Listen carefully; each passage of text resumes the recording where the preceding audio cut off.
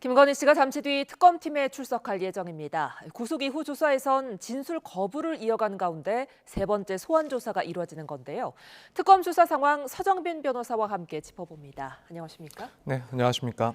자, 이제 잠시 뒤면 김건희 씨가 구속 이후 세 번째 소환 조사를 받습니다. 오늘은 아무래도 건진법사와 이 통일교, 이 청탁 의혹 중심으로 조사가 진행되지 않을까 싶은데요. 어떻게 전망하세요? 네, 말씀하신 것처럼 저 역시도 결국 이제 건진법사 그리고 통일교와 관련된 의혹에 대해서 집중적으로 다루지 않을까 생각이 됩니다. 사실 이전 조사 같은 경우에는 예컨대 도이치모터스 주가 조작 의혹과 관련된 그런 쟁점들에서 집중적인 조사가 있었던 것으로 보이는데 일단 오늘 조사에 있어서는 이런 통일교와 관련된 그런 혐의점들에 대해서 질문들이 이어질 것이다 이렇게 전망을 하고 있습니다. 지금 결국 김건희 씨가 받고 있는 관련 혐의는 이 통일교 측으로부터 건진법사를 통해서 금품을 전달받고 또 통일교의 현안에 대해서도 청탁을 받았다라는 그런 혐의점입니다.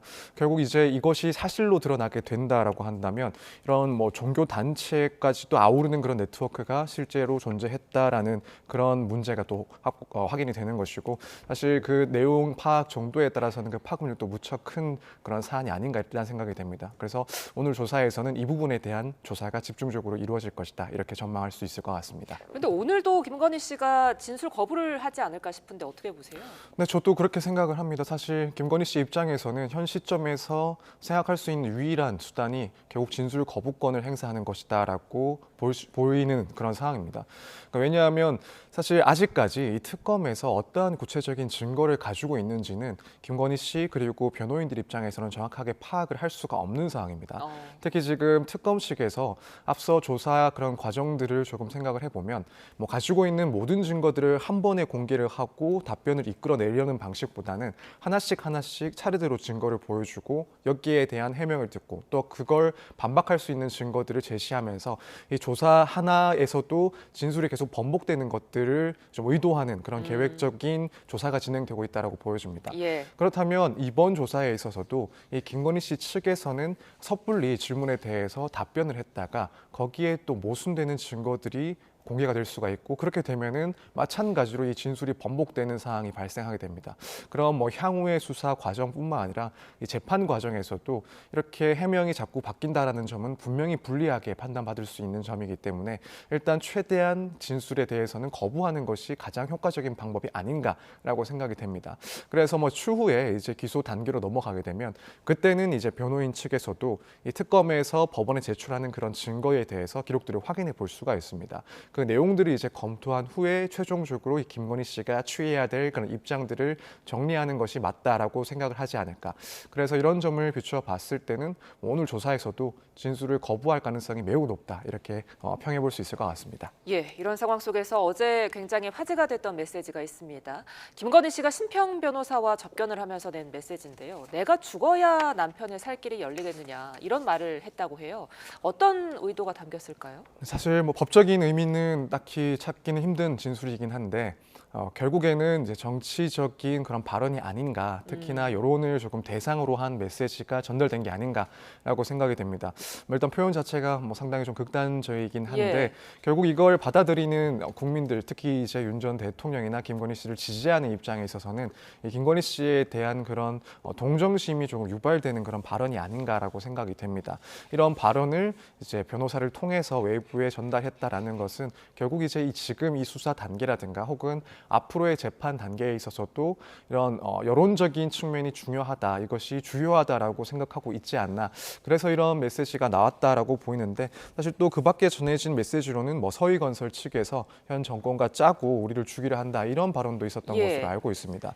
그 말은 결국 현재 이 특검의 수사가 공정하지 못하고 편파적이다. 이 사실관계와는 다르게 그 목적 자체는 정치적인 의도가 깔려 있다에 따라서 이 수사에 그런 부당함을 주장하는 측면이 분명히 있지 않나. 그래서 내가 죽어야 남편이 살 길이 열리겠느냐 이런 발언 역시도 결국 현재의 수사 상황에 대해서 부당함을 강조하고 동정심을 조금 확보를 하려는 그런 의도된 메시지가 아닌가라고 생각해 볼 수 있을 것 같습니다. 예, 한편 김건희 특검은 이제 김건희 씨 구속 기간을 8월 31일까지로 연장을 했습니다. 이렇게 연장을 한 만큼 앞으로도 김 씨 소환을 계속하지 않을까 싶은데 향후 조사에 협조적일지 모르겠어요. 일단 지금까지 이제 여러 차례 건강 문제를 호소를 하고 있는 만큼 추후에 소환 일정이 정해지더라도 뭐 일부 일정에 대해서는 건강상의 이유를 들어서 조금 수사 일정을 미루는 그런 전략을 채택하지 않을까라고 생각이 됩니다. 그래도 네. 전반적으로는 뭐 일단 소환 절차에는 응할 것이다라고 보고 있기는 한데 다만 이제 일부 과정에 있어서는 조금 더 비협조적일 수도 있고 혹은 건강상의 문제를 들어서 수사 시간을 조금 짧게 가져가려고 할 수도 있지 않나 이런 생각이 듭니다.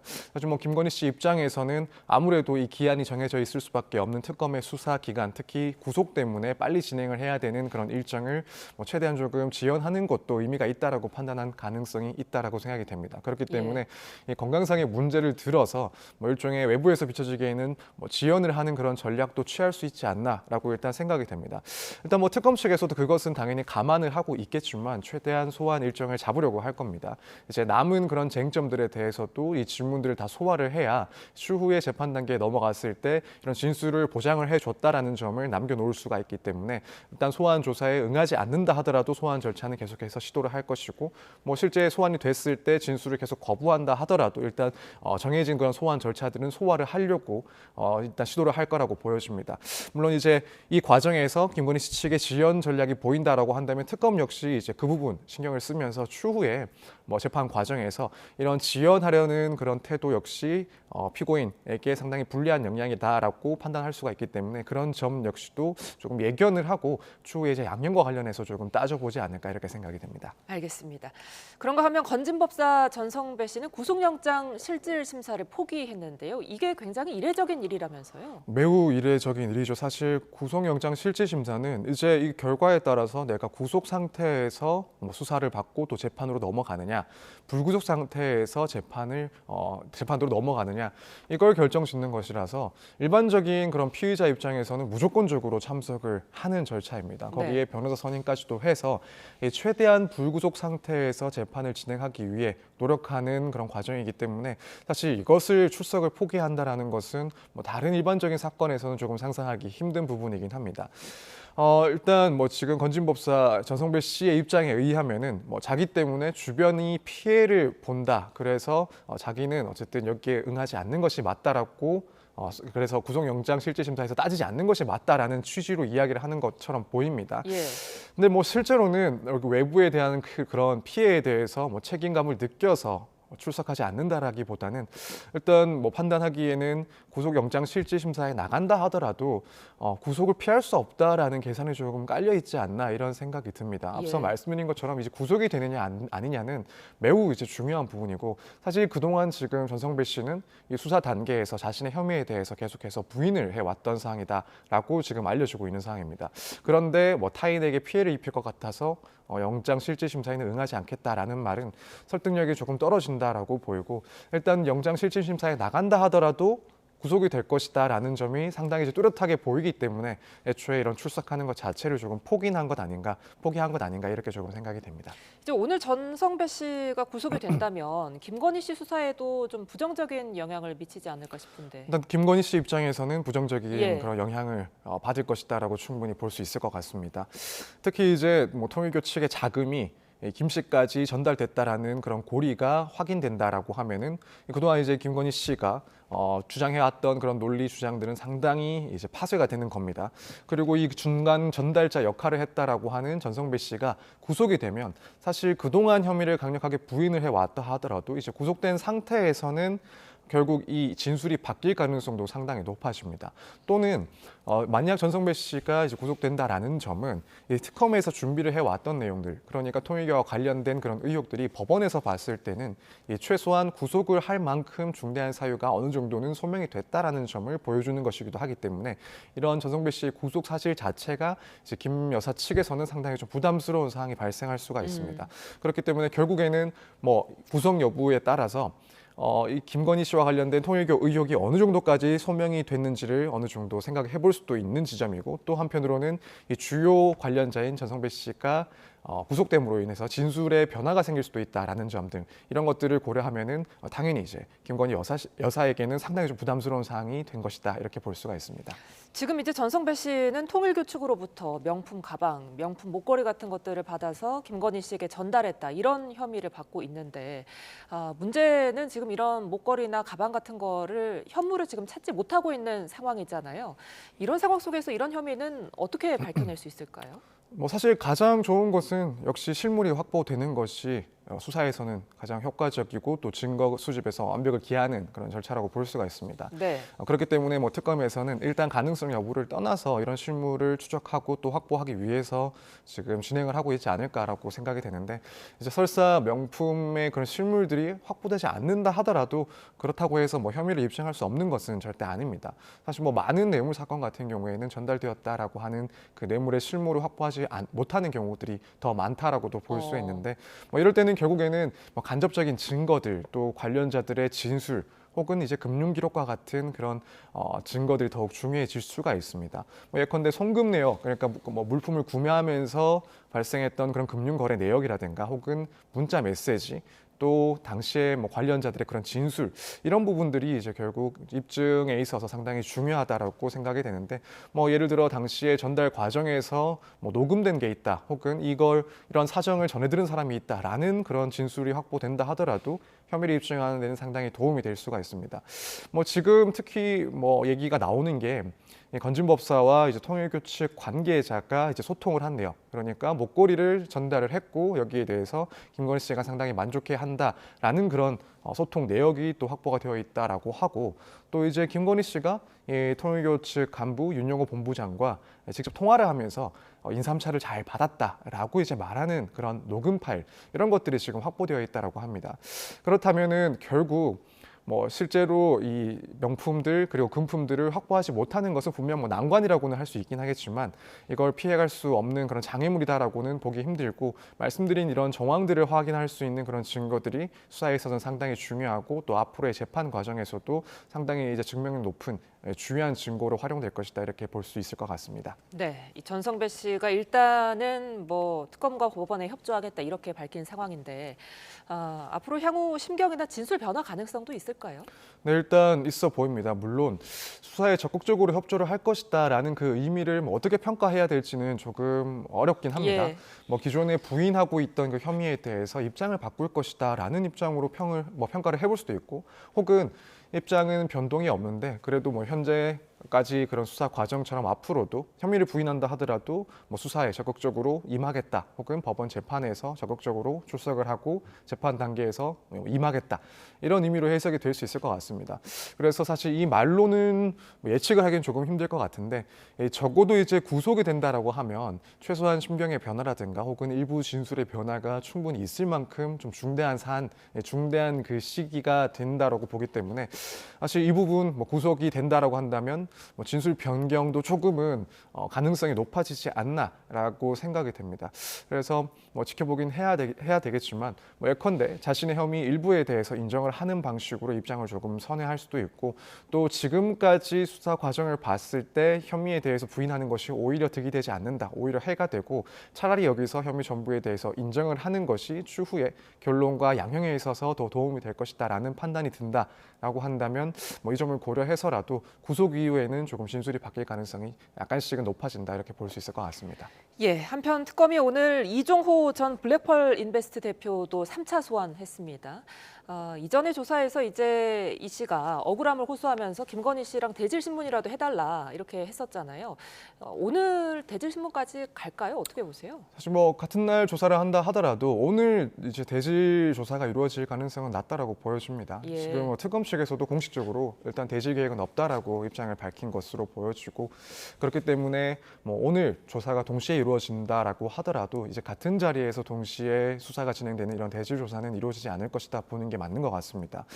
이제 말씀하신 것처럼 이종호 씨 같은 경우에는 대질 조사를 요구를 하게 됐습니다. 예. 이제 특검 조사 과정에서 이 김건희 씨와 그렇게 깊은 친분 관계가 있지는 않다라고 주장을 하면서 뭐 혹시 김건희 씨가 친분 관계에 대해서 뭐 친밀한 정도에 대해 이야기를 했다라고 한다면 이 부분 대질 조사를 통해서 내가 조사를 받는 것도 원한다. 라는 취지로 이야기를 했었습니다. 근데 사실 이 말이 뭐 혐의를 뭐 자신이 인정을 하고 있는데 뭐 김건희 여사가 부인을 하고 있기 때문에 뭐 대질 조사를 하겠다, 혹은 중요한 주장에 대해서 일치하고 있지 않기 때문에 뭐 대질 조사를 하겠다, 이런 취지가 아니기 때문에 결국 뭐 본인의 억울함을 더 강조하는 측면에서 요구를 한 것이고, 특검 입장에서는 사실 이런 대질 조사 요구를 굳이 들어줄 필요가 없는 그런 내용입니다. 예. 뭐 만약이라도 김 여사가 뭐 진술이라도 일부 하고 있는 상황이라고 한다면 또 고민을 조금 해볼 수 있긴 하겠지만, 지금 김건희 씨 입장에서는 이번 조사 역시도 사실 진술을 거부할 가능성이 상당히 높기 때문에 특검 입장에서는 굳이 이종호 씨의 그런 요구를 들어서 대질 조사를 진행할 필요성은 전혀 없다라고 볼 겁니다. 일단은 그렇기 때문에 대질 조사는 오늘 없을 것이다라고 예상을 해볼 수가 있고, 다만 이제 같은 날 같은 장소에서 같은 날 이렇게 조사를 시작한다라는 것도 사실 뭐 사실상의 그런 압박감을 줄 수는 있습니다. 일단 뭐 조사 과정에서 필요하다라고 하면 또 언제든지 이 대질로도 전환을 할 수 있는 그런 사항인 것은 분명하기 때문에, 아마 이제 뭐 이종호 전 대표라든가 혹은 김건희 씨 같은 경우에도 이 같은 날 같은 건물에서 일단 조사를 받고 있다라는 점은 진술을 하는데 약간의 부담감을 줄 수 있지 않나, 그렇기 때문에 뭐 이 점은 사실상에 조금 압박감을 줄 수는 있는 절차다라고 생각해 볼 수 있을 것 같습니다. 네. 자, 그런가 하면 김건희 특검팀이 이 주가 조작 의혹과 관련해서 웰바이오텍 등 10곳을 압수수색했거든요. 아무래도 이제 김건희 씨와 어떤 관련성이 있는지 이 부분을 좀 살펴보려 했겠죠? 네, 그렇습니다. 이제 결국에는 뭐 관계사 그리고 자회사까지도 압수수색을 전방위적으로 했다라는 것은 이제 특검에서는 이 주가 조작 의혹뿐만 아니라 돈의 흐름까지도 확인을 좀 해보고 또 추적을 하겠다라는 그런 내용으로 읽혀집니다. 이제 만약에 특검에서 이렇게 확보하는 자료에서 뭐 인위적인 시세 조작 흔적이라든가 또 내부자의 정보가 활용된 그런 정황, 그리고 뭐 김건희 씨나 혹은 측근으로의 그런 자금이 유입된 정황이 보인다거나, 혹은 뭐 김건희 씨 본인 측근의 이익 발생이 보인다라고 한다면 결국에는 이제 김건희 씨가 이 공모자로 규정이 될 수가 있습니다. 따라서 특검에서 이렇게 전방위적인 압수수색을 진행했다라는 것은 결국에는 이제 김건희 씨의 이 주가 조작 의혹과 관련된 연관성 그리고 혐의점을 찾기 위한 수사다, 이렇게 볼 수 있습니다. 예. 자, 내란 특검도 이어서 살펴보겠습니다. 이제 내란 특검이 내일 한덕수 전 국무총리를 재소환할 예정인데 내일 어떤 내용 수사 이뤄질까요? 일단은 지금 사실상 구속영장 청구 여부를 가늠하기 위한 마지막 조사라고 일단 평가를 할 수 있지 않을까 예. 생각이 됩니다. 그렇다면은 결국 내일 조사의 핵심은 이제 내란 중요 임무 종사 혐의, 이 부분이 될 것이다라고 보여집니다. 물론 지금 한 전 총리 같은 경우에는 위증 혐의 그리고 허위 공문서 작성죄 등의 혐의까지도 포함이 되어 있긴 한데, 그 중에서도 결국 내란 혐의가 내일 조사에서는 핵심이 될 것이다, 이렇게 생각이 됩니다. 그 내용은 결국 이제 비상계엄 선포 당시에 그 전후 과정에서 한 전 총리가 실제로 이제 어떤 역할을 했는지, 이 대통령의 보좌기관으로서 헌법소의 책임을 제대로 이행했는지, 혹은 그러한 의무가 있음에도 불구하고 어떠한 행동도 하지 않음으로써 최소한 방조를 한 것으로 볼 수 있는지, 이런 부분들에 대해서 핵심적으로 이제 질문을 할 것으로 보이고, 또 관련해서 이 계엄 관련 문건의 뭐 작성 폐기, 이 부분 역시도 사실관계가 확인이 된다라고 한다면 내란에 뭔가 가담이 됐던 것 아닌가라는 점을 뒷받침할 수 있는 정황이 되기 때문에 여기에 대해서도 이제 조사가 집중적으로 이루어지지 않을까, 이렇게 생각을 해볼 수가 있습니다. 예. 그래서 지금까지 뭐 한 전 총리의 이 비상계엄 당시 상황에 대한 발언들이 실제 드러나고 있는 사실관계와는 상당히 다른 것으로 지금 보여지고 있기 때문에, 특히 뭐 예컨대 CCTV 영상을 봤을 때는 그동안 한 전 총리가 이 비상계엄 관련 문건에 대해서는 인지를 하지 못했다라고 주장했던 것과는 상당히 배치되는, 실제로는 그 문건 내용도 어느 정도 확인을 한 듯한 그런 정황들이 보였기 때문에, 이런 객관적으로 확보가 된 그런 증거들을 기초로 해서 내란 관련된 혐의에 좀 집중을 하지 않을까 생각이 됩니다. 내일 구속영장 청구할 것 같아요. 어떻게 보세요? 일단은 가능성이 상당히 높지 않나. 예. 뭐 특검 측에서도 지금 사실 이런 구속영장 청구를 할 것과 같은 그런 취지의 발표를 하고 있는 것으로 보이고, 장시간 이번 그 지난 조사를 하고 나서도 곧바로 이렇게 재소환을 했다라는 것은 영장 가능성을 상당히 좀 염두에 둔 그런 패턴이 아닐까 생각이 됩니다. 예. 뭐 그리고 이제 그런 구속영장을 청구하는데 가장 심혈을 기울이고 있을 부분에 대해서 조금 생각을 해보면, 앞서 말씀드린 그 내란 혐의에 대한 입증에 상당히 집중하고 있지 않나. 지금 위증 혐의라든가 혹은 허위 공문서 작성 같은 경우에는 이제 그것만으로 구속을 결정짓기에는 다소 좀 부족해 보입니다.